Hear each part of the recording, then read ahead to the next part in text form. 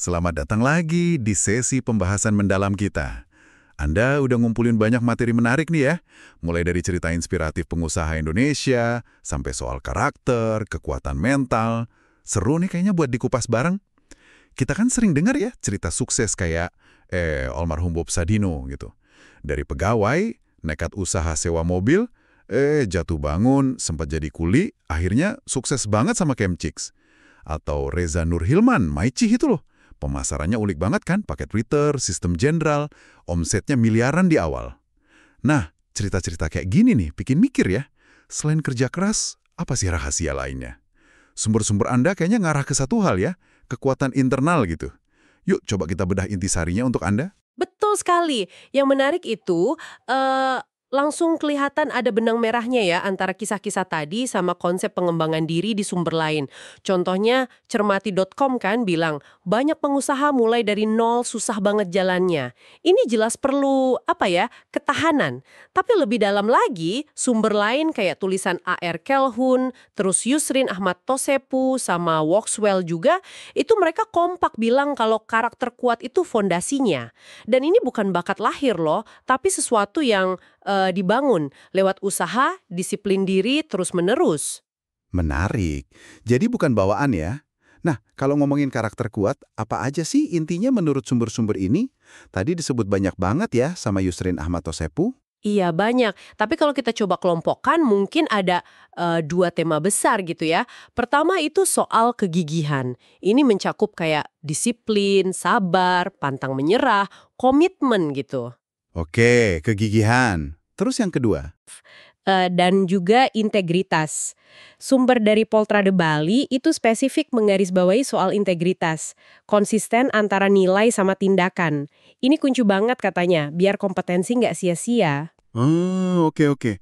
Jadi bukan cuma daftar sifat ya, tapi kombinasi gitu ya, kegigihan sama pola pikir yang positif dan berintegritas. Nah, soal pola pikir positif ini kan sering banget ya kita dengar.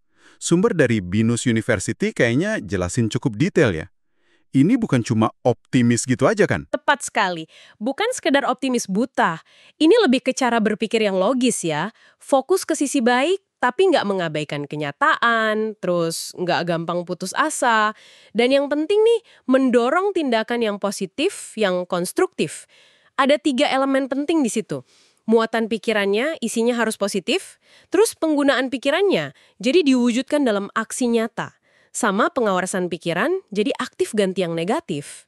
Oh, jadi skill ya? Bisa dilatih berarti? Iya betul, bisa dilatih.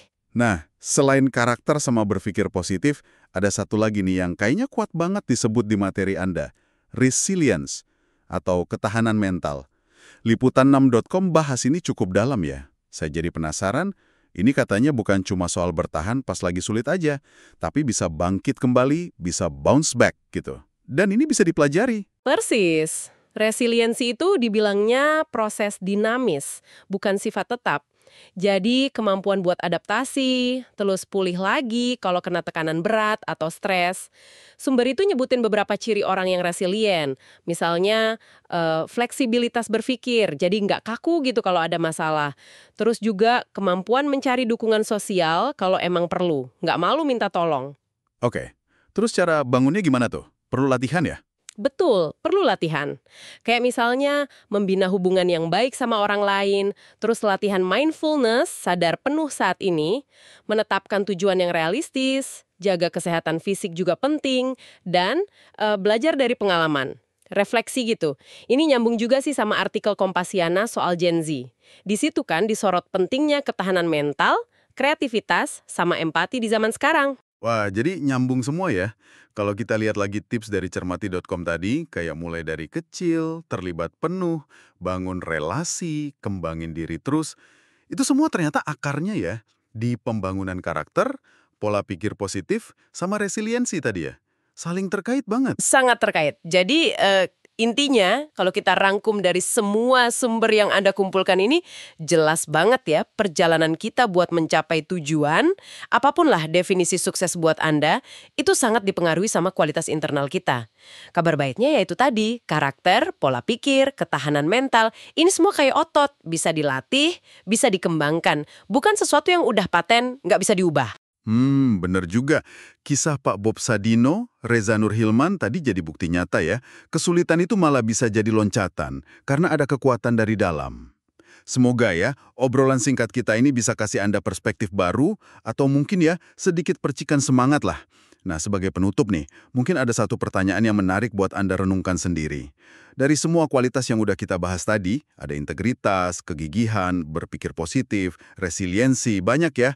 Kalau Anda harus pilih satu aja nih, satu kualitas yang paling perlu Anda fokuskan saat ini, kira-kira kualitas mana yang paling bisa bawa Anda lebih dekat ke tujuan atau impian Anda?